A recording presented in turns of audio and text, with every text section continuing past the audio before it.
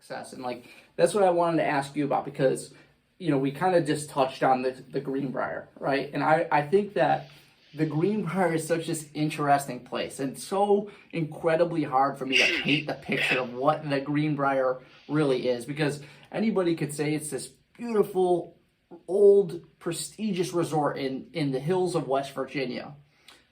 But it's a lot more than that. And if you're a chef, it's this kind of almost bizarre place.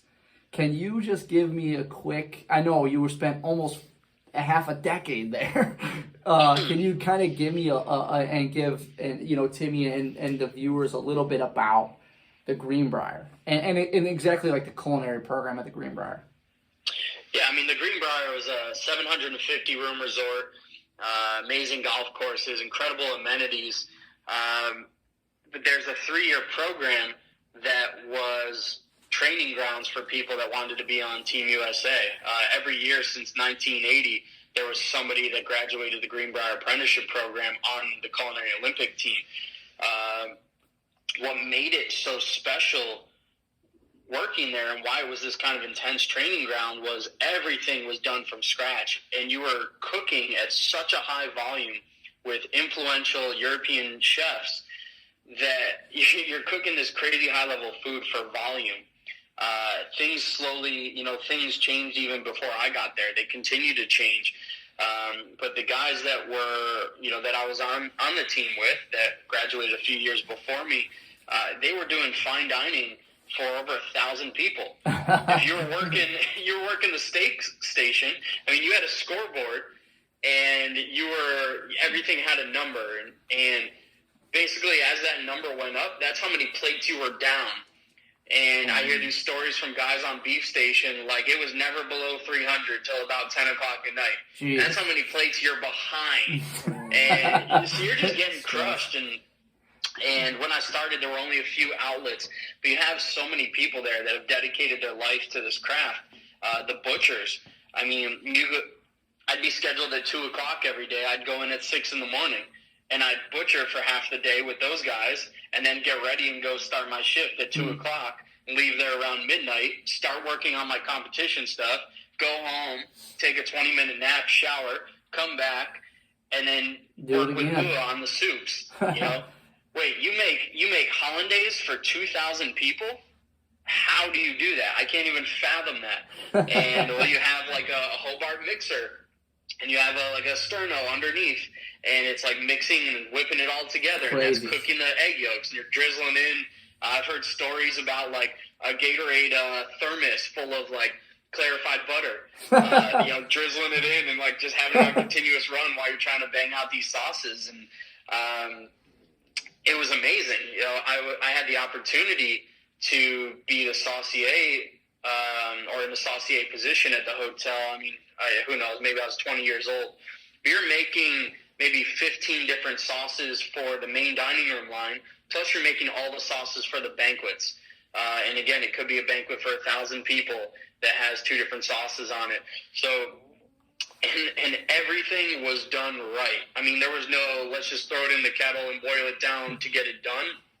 I mean, it was, we got the shit kicked out of us. Yeah. I mean, it was just constant, constant. Why are you doing it like this? There's a better way. Do it like this. No shortcuts. Like, would you say it's almost what my feeling was? And I worked at the Greenbrier for like a half a year, but my biggest takeaway was like almost this looming feeling of being it's impossible to be successful. And I don't mean that in like a negative way. I just mean like even probably Chef Rosendale felt, and I don't want to speak for him, but almost like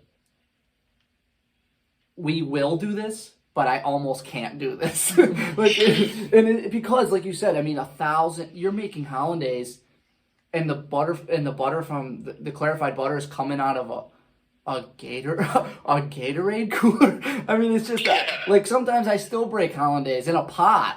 So it's like it's incredible to me, and it's almost like a 30,000 piece puzzle that you do every day. and then someone's watching at you, yelling at you if you're not doing it kind of their way. So that's how I felt a lot of times at the Greenbrier. Like it's going to be impossible to be successful today, but the chefs there will make sure that we're successful. Again, I don't mean that in a negative way. I just mean it like the pressure. And and you know, all the people there were so genuine. Everyone there is absolutely incredible. They've affected so many different people's lives, and you know, the culinary world is such a small community, and everyone can point back to like somebody who knows somebody that's worked there or worked with somebody there. But it goes right back to exactly what we were talking about, where you know we learned how to do it the right way, and we were scrappy. We had to get it done. There were no shortcuts. And you are held to the highest level to execute. Everyone has their thing about perfection, but to get as close to perfection as you can. And under all this pressure, this amount of pressure. But now it's like looking at that. I mean, we got one of these combi ovens at the Greenbrier towards my last year there, and none of us really knew how to use it. We knew that you could like save programs. We heard that we could use steam functions, so we could like slow cook lobster tails in there.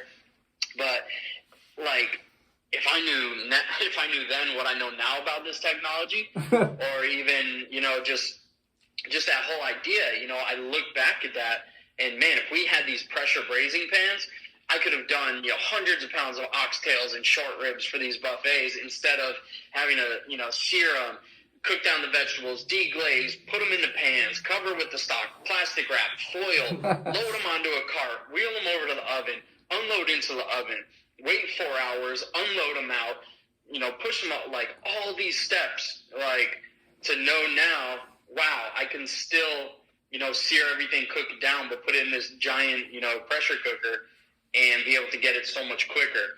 Or be able to use the combi where I don't need to put plastic and foil over the food because I can create this ambient environment where it's not going to like skin over the top. So being able to just wheel a whole cart of food in there and have it cooked like how I want every single time. Instead, it was always, like you always had to run around and like, hey, how do we cook the potatoes again? Oh, it's 300 for 20 minutes, then you got to lower it down to 280 for 6 minutes, but then you go back up to 315 for an hour, and then you drop it down to 280 for the remaining. And then you start to do that, then the chef, like sous chef, comes over and he's like, What are you doing? What are you doing? It's this for this many, and then you do this for this many minutes, and this.